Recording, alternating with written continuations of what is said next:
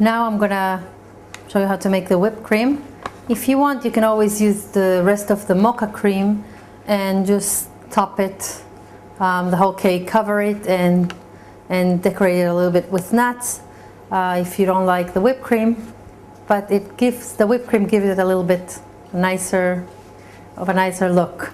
So I have here a small box. It's about half a cup of whipped cream.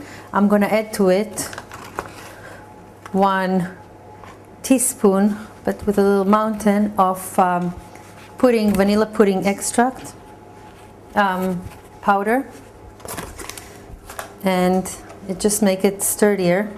I'm going to mix it on high speed.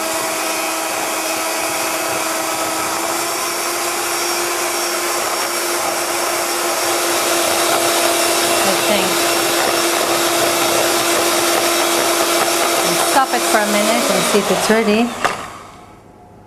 Yep, see?